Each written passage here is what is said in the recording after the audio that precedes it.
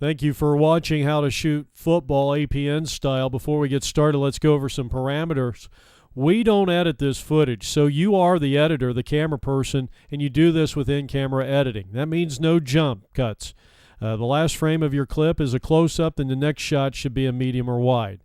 Get the scoreboard after every possession and at the end of each quarter, and settle your camera before you resume filming. That's very important. After you set up your tripod, make sure that your horizon is horizontal. One thing that looks so amateur is when you see players running uphill, almost like the old Batman shows. We don't want that. All right, the next thing we need is a 15-second establishing shot so that we can fly our opening graphics in and get our DVD off to a great start. 15-second establishing shot. You're going to see an in-camera edit coming up here. The coin toss is always a good shot for pregame. And there it was. And that's part of the in-camera editing that you'll have to do on these DVD productions. And the handshake, that's a nice opening shot. And, of course, these guys are going to come down. They're going to get into the big huddle here, and they're going to jump up and down. That's a good money shot. And you can get these kind of shots before the opening kickoff.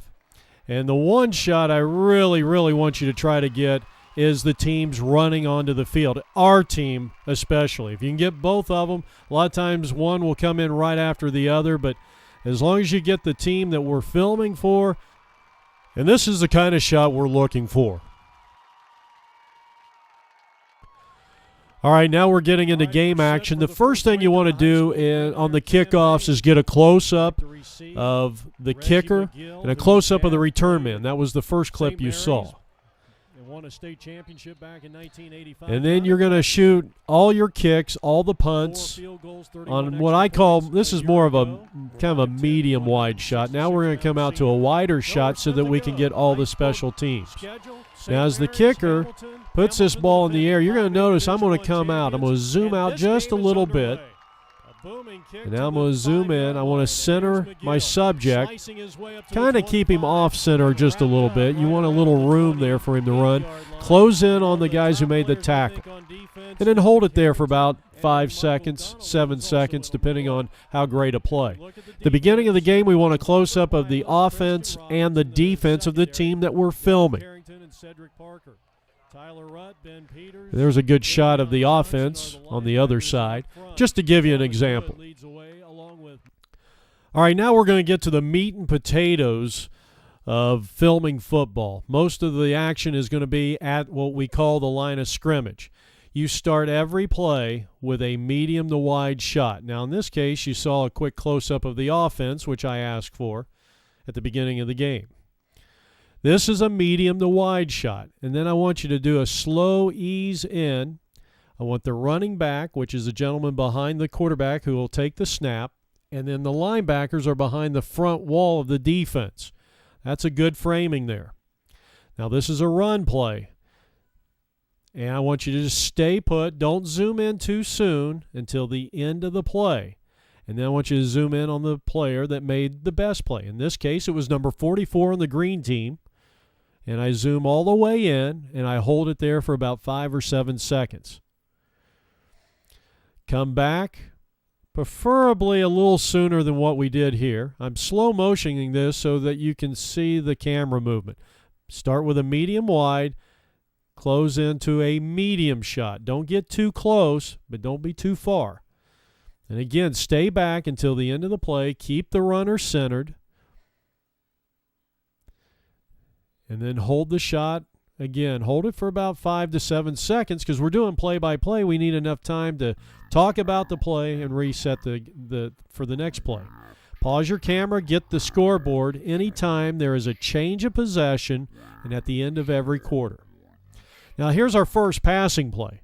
Now, we're going to use the rule of thirds here. I'm going to keep the quarterback on the right side of the screen. He's throwing left because I don't want him to throw the ball off the screen, and it gives me time enough to adjust. Now I'm going to ease out right here as he throws the ball, but I'm going to come out, and now I'm going to ease in on the intended receiver, centering him as soon as I acquire his image on my monitor or your viewfinder.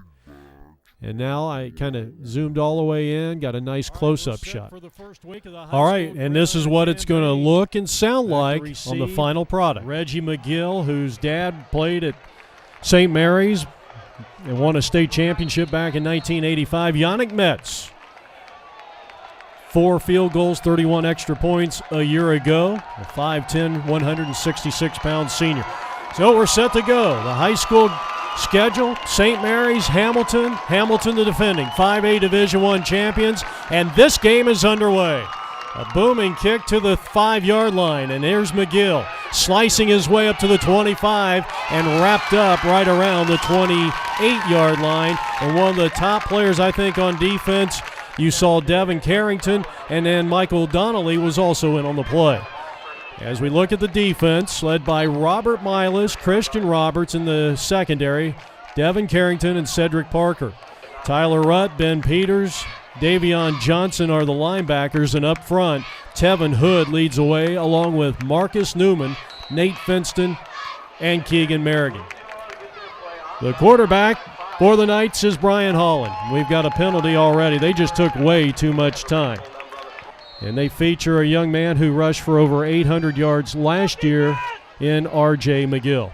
1st and 15. McGill gets the call and coughs it up near the 30-yard line, and it looks like the Huskies may have taken over.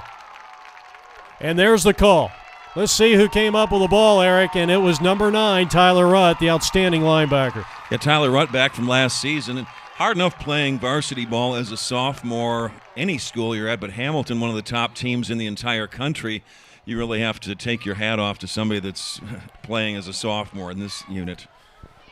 So he is back for another year. He's put on some weight and looking good out there. And here is Travis Dean going up for the pass and tried to hook up with one of his running backs, Michael Allen, who got a lot of playing time last year.